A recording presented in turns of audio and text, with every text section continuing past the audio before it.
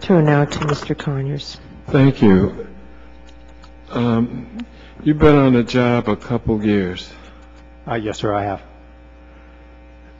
And you've got 21 people trying to cover how many? What is this? 250,000 or 66,000? 66,000 employers who have 250,000 work sites, but maybe millions of employees.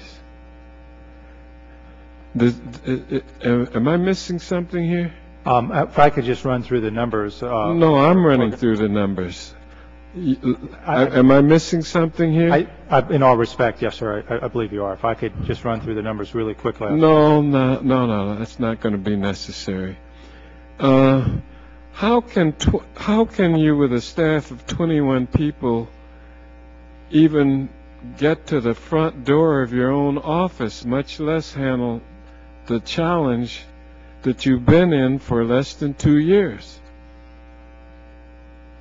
The numbers that we have that are working on this program, for the program staff, sir, this is E-Verify and Save. There's 360 employees. For just the outreach staff alone, we have 16 employees. For the privacy staff alone, we have 8 employees, 5 full-time employees, 3 contractors. For the monitoring and compliance unit, sir, we have 28 located at headquarters alone. In the field, we have 30 monitoring compliance in a regional office. That is going to grow in the next year to 135. So if you add all of that up, it ends up being close to 500, sir. Well, that takes care of everything. Then we can sleep more comfortably in our beds at night, now that I know that someday soon, under a new administration, there's going to be 500.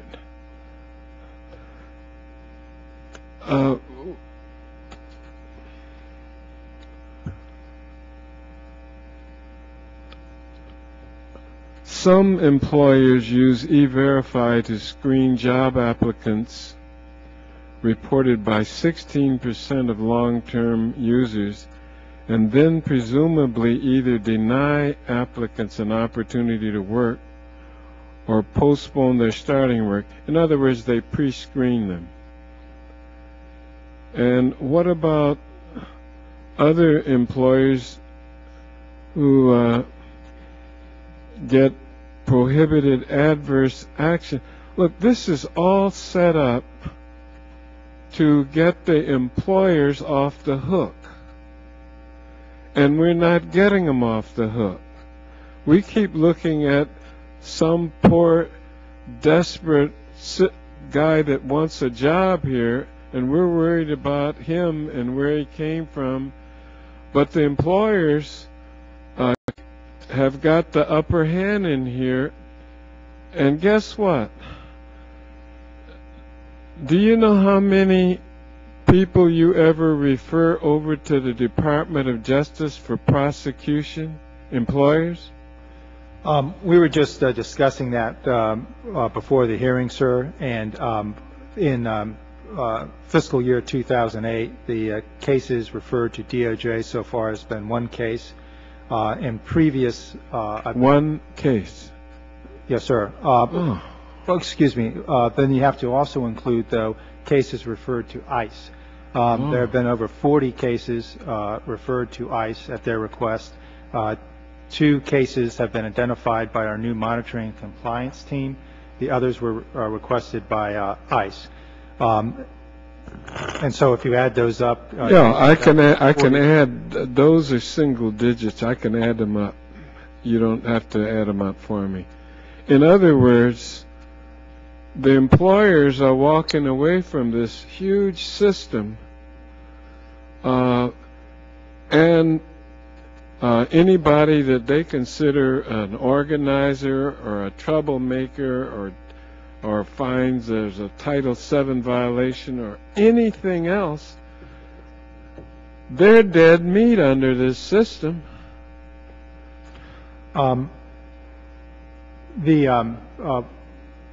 The system is based on automating a I-9 program that was already in existence, and I think that if you're going to have abusive employers who are going to violate the law, I think that they can probably do that even without E-Verify. In fact, I think that the E-Verify gives us additional enforcement tools to deter and also to prosecute in some examples of unlawful conduct by employers, because you now have a database that you can analyze for employer misconduct. In fact, the monitoring and compliance... You know what? If this wasn't so serious, I would think you're kidding me. You give me those puny numbers and tell me that this is strengthening you, that there'd be even fewer employers prosecuted if you didn't have this system, and I'm supposed to feel better about that. And then next year we're going to get we may get up to 500.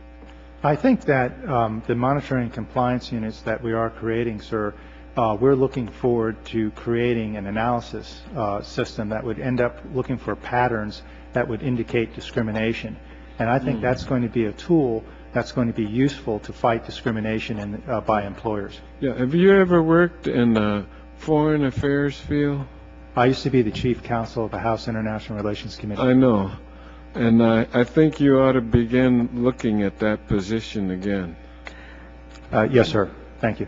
You're more than welcome. Chairman's time has expired, and all